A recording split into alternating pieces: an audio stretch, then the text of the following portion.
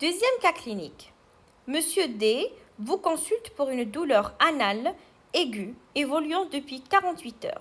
Ce patient antillais de 67 ans n'a jamais eu de problème médical particulier.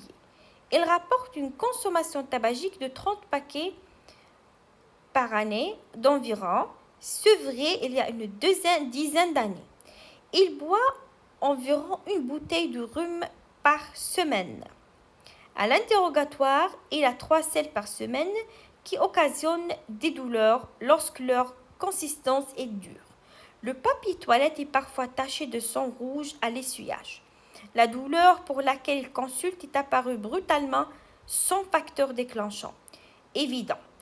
À l'examen clinique, vous découvrez une tuméfaction très sensible, située au niveau de la marge anale, bleutée et indurée. L'examen anuscopique n'est pas réalisable du fait de la douleur. La première question. Quel est le diagnostic le plus probable? Thrombose hémorroïdaire interne. B. Thrombose hémorroïdaire externe. C. Fissure anale. D. Abcès de la marge anale. E. Cancer de l'anus. La bonne réponse, c'est B. C'est la thrombose hémorroïdaire externe. La deuxième question. Quels sont les éléments de la prise en charge thérapeutique? A. Antalgique usuel et anti-inflammatoire non stéroïdien. B. Laxatif. C. Incision systématique de la tuméfaction. D. Hémorroïdectomie chirurgicale. E. Antibiothérapie systématique. F. Topiques locaux. La bonne réponse, c'est ABF.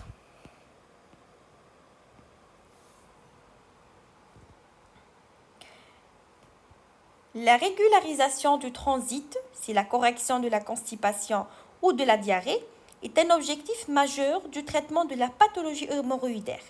Une incision pour extraction du caillou ne peut être réalisée que si la réaction œdémateuse n'est pas trop prononcée. La question numéro 3.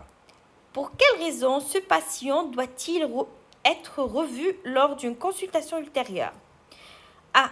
L'épisode aigu nécessite une consultation de contrôle systématique. B. Participation au dépistage de masse du cancer colorectal. C. On ne doit pas s'arrêter à la constatation d'une hémorroïde chez ce patient pour expliquer une rectorragie. D. Pour organiser la réalisation d'un traitement chirurgical de l'affection responsable de l'épisode aigu. E. Il n'est pas nécessaire de revoir le patient en consultation.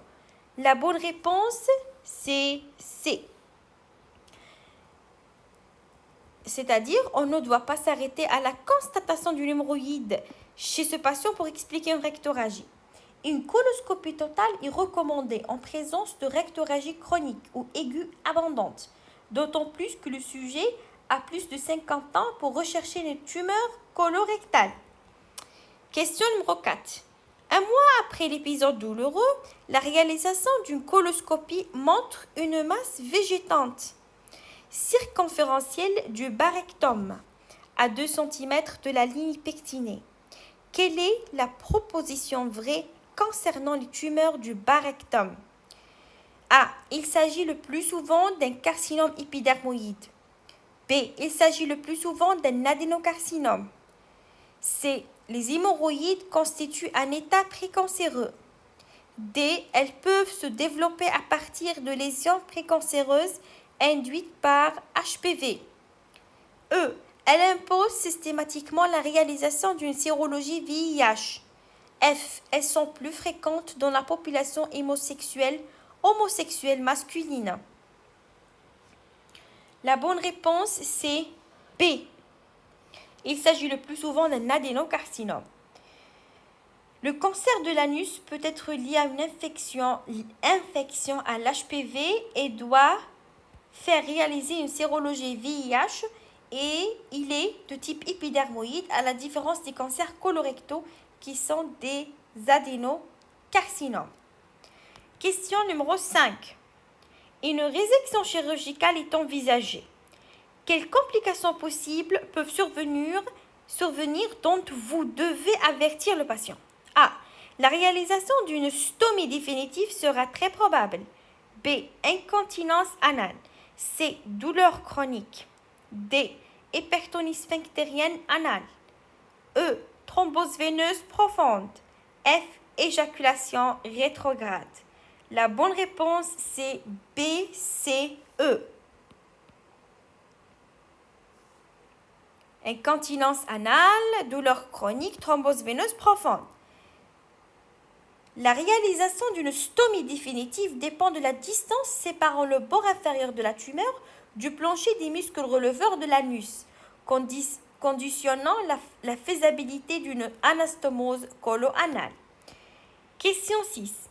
Le geste chirurgical a été réalisé. Le patient vous confie en consultation de suivi l'apparition post-opératoire d'une dysfonction érectile.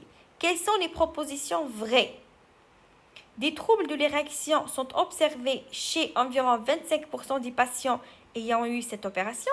Ces troubles sont le plus souvent transitoires et réversibles grâce à la rééducation par biofeedback. Le sildenafil est efficace pour les traiter. L'origine du trouble est probablement psychogène. E. Les injections intracaverneuses sont efficaces. La bonne réponse, c'est A. E. Le biofeedback peut être utile à la rééducation d'une cervicocystoptose. Cervicocystoptose, compliquant une chirurgie pelvipérinéale chez la femme. La dysfonction érectile d'origine iatrogène chirurgicale est liée à des lésions neurologiques, bandelettes neurovasculaires, et peut justifier des traitements locaux. Question 7. La tumeur est classée de stade 3 selon l'AGCC. Une chimiothérapie adjuvante par Folfox 5-fluorouracil plus l'acide folinique plus l'oxaliplatine est décidée. Quelles sont les propositions vraies? A. Le 5-fluorouracil est néphrotoxique. B. La principale toxicité de l'oxaliplatine est une neuropathie périphérique. C. Le 5-fluorouracil est contre-indiqué en cas de cardiopathie préexistante. D. Cette chimiothérapie nécessite la mise en place d'une chambre implantable. E. Cette chimiothérapie devra être poursuivie au moins 1 an. F. Le stade 3 correspond à une tumeur avec extension ganglionnaire. La bonne réponse c'est B, D, F. Un traitement par le 5-fluorouracil chez un patient ayant une cardiopathie n'est pas contre-indiqué, mais doit faire l'objet d'une évaluation cardiologique, notamment coronarienne, préthérapeutique, vu le risque faible de spasme coronarien lié au 5-fluorouracil. Le traitement adjuvant, lorsqu'il est indiqué, dure 6 mois.